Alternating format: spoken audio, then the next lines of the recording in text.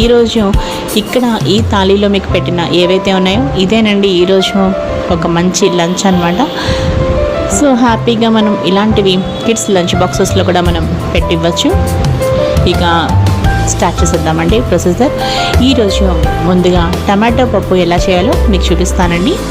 First ఏం చేస్తున్నాను అంటే ఈ విధంగా టమాటోస్ని చక్కగా కడిగి ఈ విధంగా పెట్టుకున్నాను.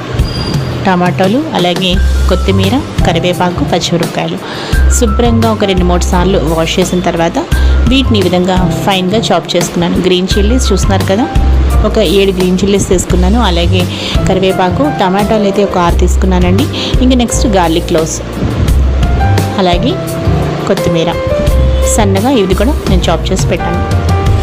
చూసారు కదండి, ఈ విధంగా సిద్ధం చేసుకున్న తర్వాత ఇప్పుడు మీరు చూస్తున్నారు కదా, టమాటోస్ కూడా మనం ఎక్కువ తీసుకుంటే ఏంటంటే ఆ టమాటో ఫ్లేవర్ అనేది చాలా బాగుంటుంది. టమాటా పప్పు కాబట్టి సో ముఖ్యంగా ఒక 6 టమాటాలు తీసుకుంటే చాలా టేస్ట్ బాగుంటుంది. ఇవన్నీ కూడా నేను కుక్కర్లో వేసేస్తున్నానండి. ఫస్ట్ చూస్తున్నారు కదా, దాని తర్వాత సాల్ట్ వేసుకున్నాను, అలాగే పసుపు వేసుకున్నాను. ఈలోగా ఏం చేస్తున్నాను అంటే ఇక్కడ బెండకాయలు 2 ఆనియన్స్ ఉన్నాయి కదా, సో వీటిని కూడా చక్కగా వాష్ చేస్తున్నాను.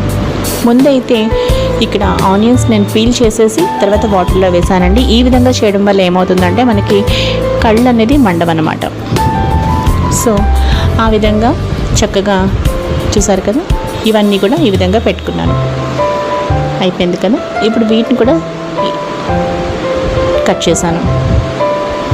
ఆనియన్స్ అలాగే ఒక 2 ఆనియన్స్ మీరు ఏవైతే చూసారో బెండకాయలు అవన్నీ కూడా కట్ చేసి పెట్టుకున్నాను. సో ఇదొక మంచి కోంబోగా మనం చేయొచ్చండి. చక్కగా ఎప్పుడైనా ఈజీగా అనమాట, మంచి కాంబినేషన్ కూడా అనమాట. టమాటా పప్పు అలాగే బెండకాయ ఫ్రై చాలా బాగుంటుంది. సో ఇంకా ఆయిల్ వేసుకున్నానండి.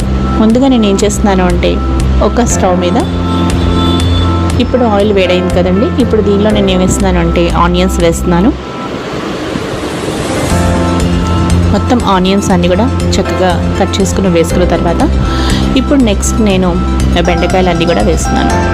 బెండకాయ ముక్కలు కూడా మీడియం సైజులో పెట్టుకున్నానండి. ఇలా ఈ విధంగా మనం చేయడం వల్ల ఏమవుతుందంటే మనకి ఈవెన్గా ఫ్రై అవుతాయి. మరీ సన్నగా కట్ చేసామనుకోండి బెండకాయలని, అవి మాడిపోయే అవకాశం ఉంటుంది. సో మీడియం కట్ చేసుకుంటే ఈవెన్గా ఫ్రై అవుతాయి. అలాగే సాల్ట్ అలాగే పసుపు వేసి ఇంకా మూత పెట్టకుండానే నేను ఫ్రై చేశానండి. ఎందుకంటే మీరు మూత పెట్టారనుకోండి మళ్ళీ అవి జిగురు వచ్చేస్తాయి అన్నమాట. సో మూత పెట్టకుండా చక్కగా ఈ విధంగా ఫ్రై చేశాను. కావాలంటే ఒక 2-3 స్పూన్స్ ఆయిల్ మీరు పడితే వేసుకోవచ్చు, నేనైతే వేసానండి. ఇంకా లాస్ట్లో రెడ్ చిల్లీ పౌడర్ వేస్తున్నాను. ఇది కారాన్ని తగ్గినట్టుగా వేసుకోవచ్చు. సో అంతేనండి, ఇంకా మనకి బెండకాయ ఫ్రై అయితే అయిపోయింది కదా. సో దీన్ని తీసి మనం పక్కన పెట్టేద్దాం. ఇప్పుడు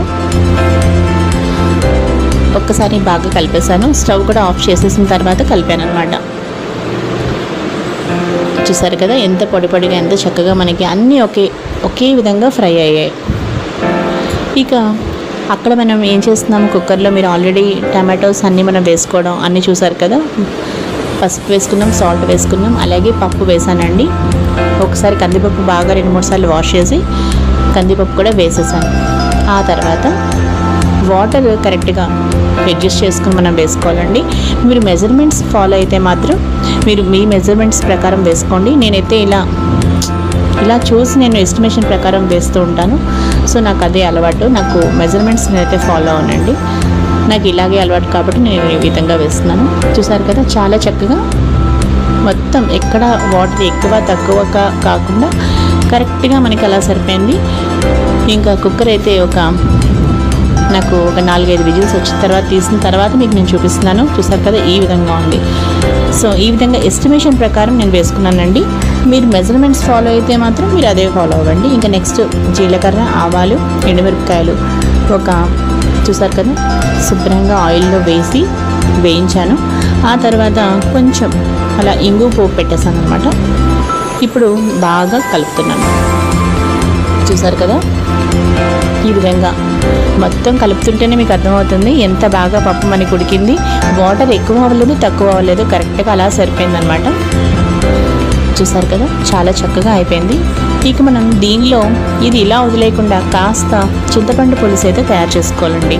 ఎందుకంటే మనకి టమాటా ఫ్లేవర్ ఉంటుంది, బట్ పులుపు మీకు కావాలంటే చింతపండు వేసుకోవాల్సిందే. సో నేను చూసారు కదా, కాస్త ఒక చిన్న గ్లాస్ వాటర్లో చింతపండు అయితే నేను నానబెట్టాను. తర్వాత దాన్ని గుజ్జు వేసేసాను. చూసారు కదా, చాలా తక్కువ అనమాట. మరి ఎక్కువ నీళ్ళల్లో మనం చింతపండు వేసుకుంటే మనకి పప్పు పలుచగా అయిపోతుంది. సో మనకి చక్కగా పప్పు, టమాటా పప్పు చక్కగా రావాలి కాబట్టి కాస్త వాటర్లో వేసుకుని గుజ్జులా వేసుకుంటే సరిపోతుంది. అంతేనండి. చూసారు కదా, ఎంతో రుచిగా మనకి టమాటా పప్పు అయితే రెడీ అయిపోయిందండి. ఇప్పుడు స్టవ్ మీద పెట్టి ఒక్కసారి నేను ఒక్క బాయిల్ వచ్చాక నేను ఇంకా స్టవ్ ఆఫ్ చేసేస్తాను. సో అయిపోయిందండి. ఇది ఏంటంటే పప్పు పులుసు కూడా పెట్టేశాను. పప్పు పులుసుకి ఏ విధంగా అంటే ఒక ఆనియన్, కాస్త కరివేపాకు, అంతేనండి. కాస్త ఉడికించిన పప్పుని కాస్త వాటర్లో వేసుకుని, అంతేనండి, ఆనియన్స్ వేసుకున్నాను. అలాగే పోపు పెట్టడం. సో సింపుల్గా పప్పు పులుసు ఆ విధంగా పెట్టేశాను. ఇంకా ఇదేనండి ఈరోజు బెండకాయ ఫ్రై, అలాగే టమాటో పప్పు, పప్పు పులుసు.